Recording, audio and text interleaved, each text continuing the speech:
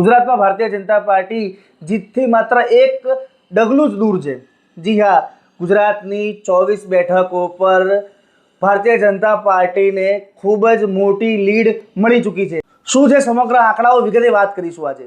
નમસ્કાર, મીડિયા રેવોલ્યુશનમાં આપનું સ્વાગત છે અને હું છું તરક ખત્રી આપની સાથે। ગુજરાત જે ભારતીય જનતા પાર્ટીનું ગઢ કહેવાય છે, તે ગઢમાં 26માંથી એક સીટ જે સુરતની છે તે તો પહેલેથી જ ભારતીય જનતા પાર્ટીના ફાળે જતી રહી છે અને જે 25 બેઠકો છે તેમાંથી પણ 24 બેઠકો પર હાલ ભારતીય જનતા પાર્ટી રુઝાન અનુસાર જંગી બહુમતી સાથે આગળ વધી રહી છે।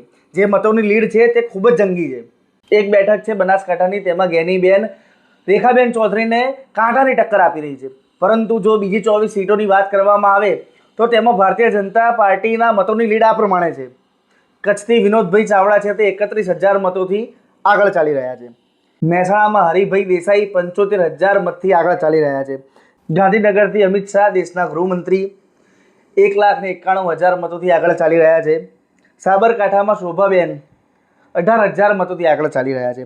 રાજકોટમાં પરસોત્તમ રૂપાલા જે પૂરેપૂરા ચૂંટણી દરમિયાન વિવાદિત રહ્યા હતા અને તેમને ક્ષત્રિયોના વિરોધનો ખૂબ જ સામનો કરવો પડી રહ્યો હતો, પરંતુ આ વિરોધની અસર હાલ ચૂંટણીના પરિણામોમાં દેખાઈ રહી નથી, કારણ કે પરસોત્તમ રૂપાલા 1,69,000ની લીડથી આગળ છે।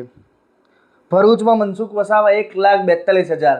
ભરૂચ સીટ પર પણ લોકોની નજર હતી કે અહીં મનસુખ વસાવા અને ચૈતર વસાવાની કાંટાની ટક્કર જોવા મળશે, પરંતુ હવે મનસુખ વસાવા 1,45,000 મતોથી આગળ ચાલી રહ્યા છે।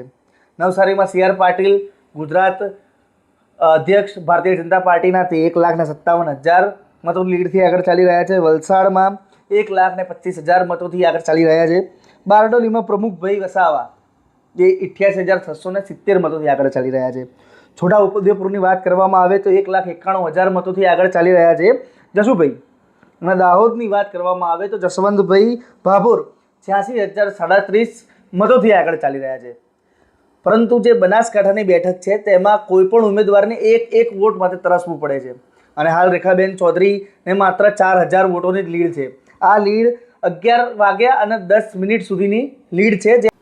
હવે જોવાનું માત્ર એ જ રહ્યું કે ભારતીય જનતા પાર્ટીએ જે 4 લાખની લીડની વાત કરી હતી તે રુઝાન આવી જાય અને મતગણતરી પૂરી થાય એના પછી દરેક ઉમેદવારને શું 4 લાખની લીડ મળે છે કે નહીં, અને બનાસકાંઠાની બેઠક ઉપર તો બધાની નજર છે જ। આ જ પ્રકારના ઇલેક્શનને લગતા અપડેટ જોવા માટે media revolution channel like, share અને સબસ્ક્રાઇબ કરો। ત્યાં સુધી મને અને મારા સાથી જય દવેને રજા આપશો। નમસ્કાર।